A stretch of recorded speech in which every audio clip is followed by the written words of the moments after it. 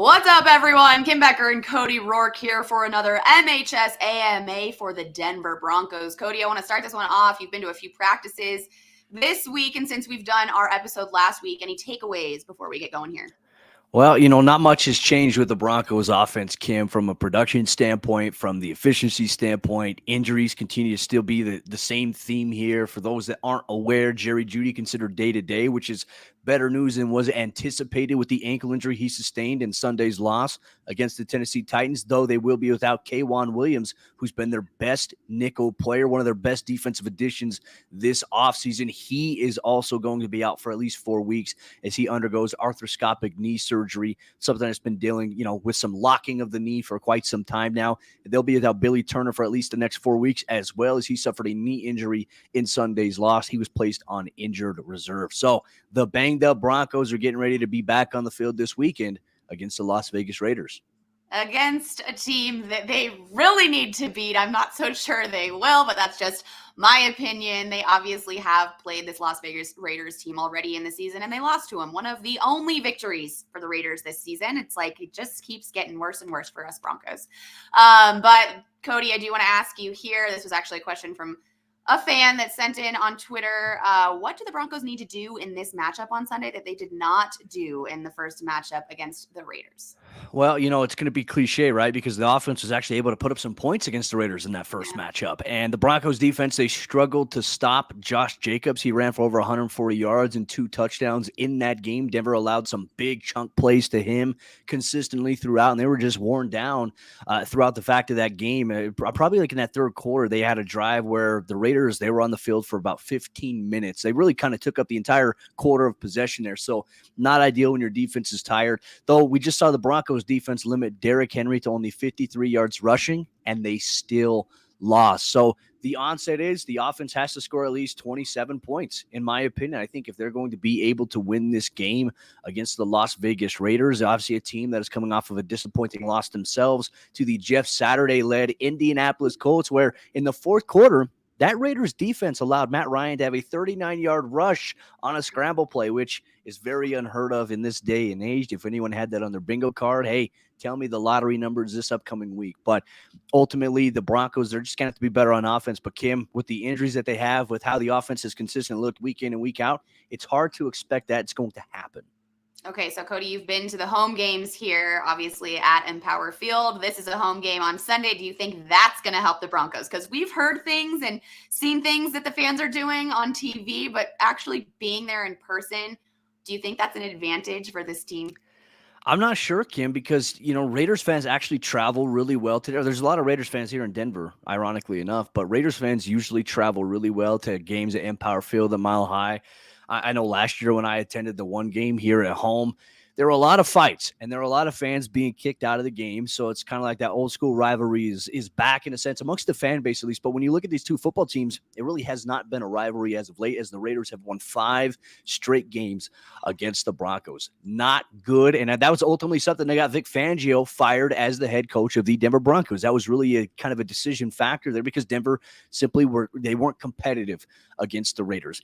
Now, I think that this week's game, the stakes are large for either of these two teams, right? Because you have two teams that have their own issues. And I think whoever loses this game, the other team's issues get put under the magnifying glass even further. So let's start things off. The Indianapolis Colts prior to last week were the laughingstock of the NFL. They go in on the road. They beat the Las Vegas Raiders in Las Vegas. The Raiders all of a sudden this week have become the biggest laughingstock in the NFL. The Broncos lose to the Raiders. It only makes sense that the Broncos become the biggest laughingstock as well. You look at various power rankings from across multiple outlets. Denver's ranked bottom 5. And you know what's crazy? It's not because of the defense. It's because of the offense. The defense is one of the top defenses in the National Football League, and they're the highest scoring defense in the NFL as well. I mean, in terms of points allowed, they're only allowing 16 points per game to opponents this season, yet their offense is only scoring 14.2 measly points per game. So something's got to give here. If the Broncos lose at home to this Raiders team, there could be some changes that happen going into next week. Okay, well, we'll stay on the offensive side of the ball here. Do you see them using Jalen Virgil anymore in these upcoming weeks? In my opinion, I think that they should. And here's something I'll pinpoint too. Watching Jalen Virgil all throughout the offseason, this is a guy who's got legitimate speed. He's attention to detail. He works really hard. And when he made the 53-man roster, I mean, initially, like, his story is amazing, Kim. He didn't know whether or not he was going to make the 53-man roster because there was obviously Brandon Johnson, who was also playing really well at the wide receiver position in training camp. He was another undrafted guy that was really being prominently featured in the offense alongside Russell Wilson in training camp. So there was that was standing out there, but he made the 53-man roster. He made his debut in London against the Jacksonville Jaguars, where he was active for the first time this season. And then last week, obviously, there was an injury to KJ Hamler in practice last week that held him out of action. So Jalen Virgil was going to get an opportunity to step up, and he did so in a big way. His first career catch, a 66-yard touchdown where he got behind the defense on a broken play against zone coverage. Russell Wilson found him, and the rest is history. But this is a guy, Kim, that's been working his tail off in practice every single day. I watch him specifically.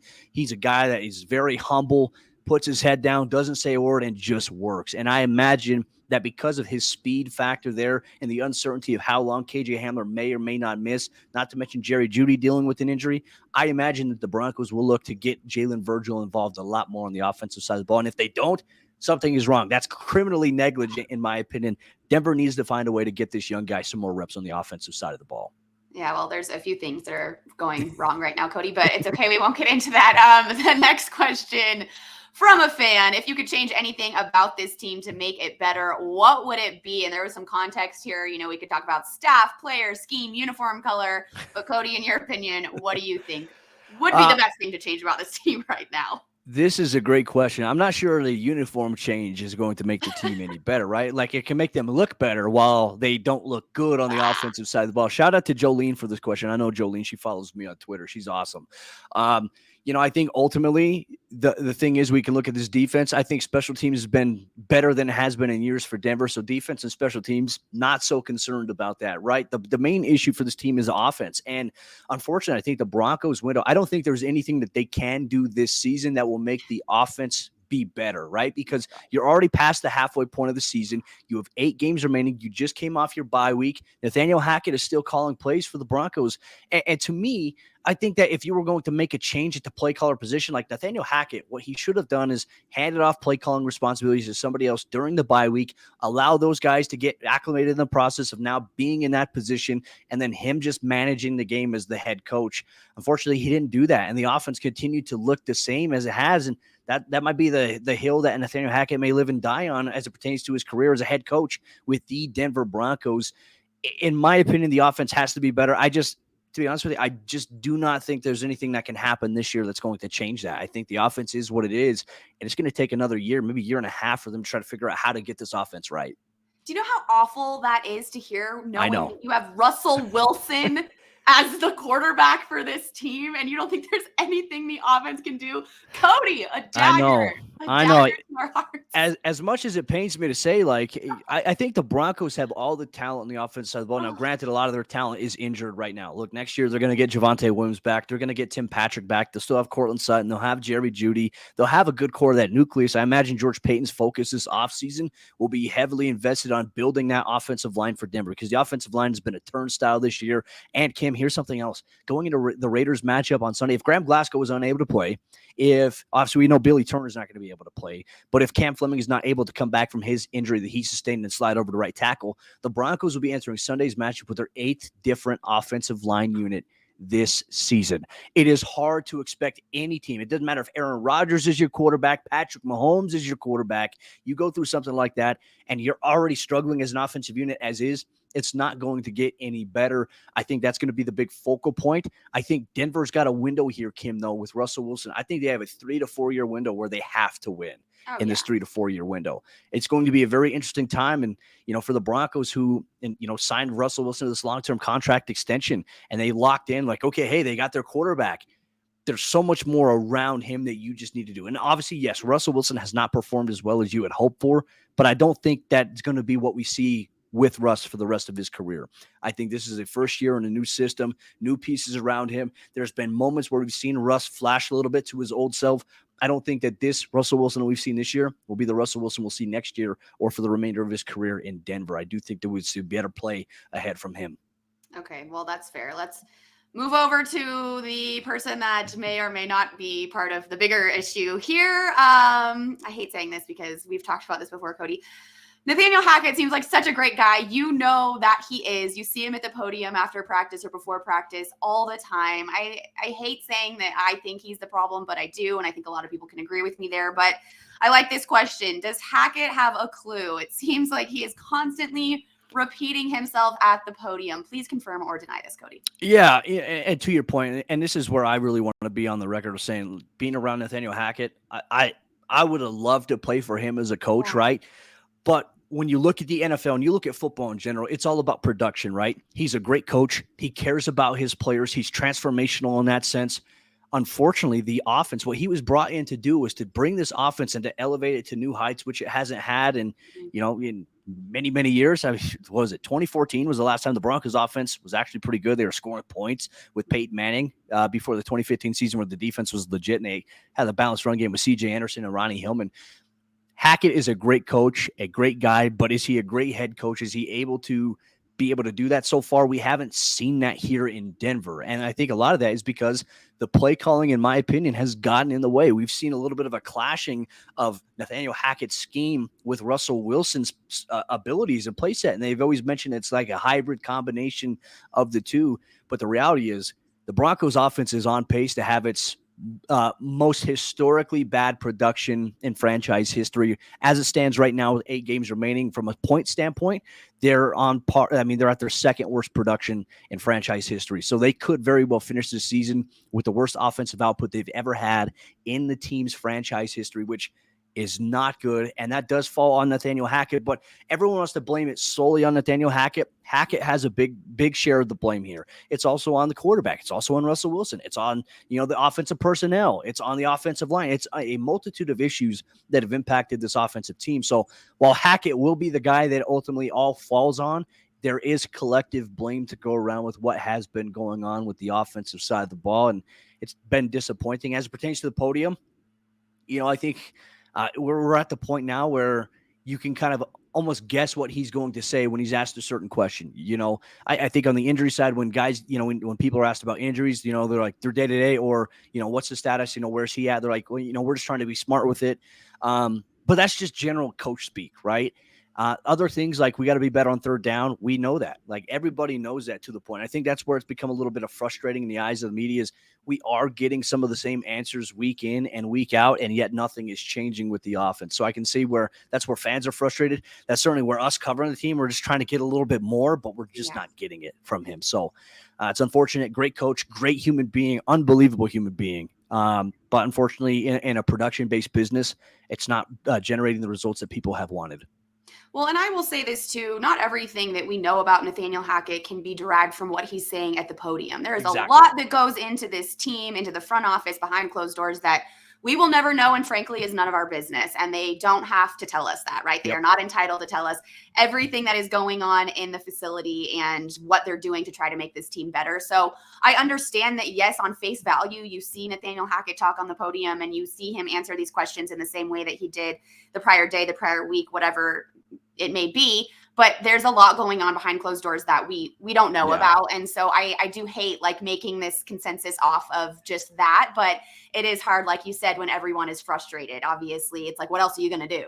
Winning cures all. If the Broncos were winning games, some of the issues that are happening, like if Denver's offense was still struggling, but they were winning games, nobody would be talking about it, right? Because winning kind of cures everything. It kind of hides some of the issues that you see happening. It's just unfortunate that the Broncos, the expectations were a mile high in this sense, Kim, this season for this team. And I tried in the offseason to say, hey, the offense may not be as great at the beginning. I didn't imagine it would take this long for the offense to get going. I mean, heck, they haven't even gotten going yet. So that I'd say is the biggest surprise for me. Well, and speaking about the offense still, I know that's pretty much all we've talked about, but another question that was sent in, Cody, potential names to look at for offensive coordinator next season. This is a great question because I don't have much at this point to kind of pinpoint on that because we don't know if the Broncos are going to make any changes. And I think that's the thing. I mean, maybe owners, the Walton Penner family ownership group approaches Nathaniel Hackett and says, hey, we'll give you another year, but you need to give up play calling and you need to bring in a play caller.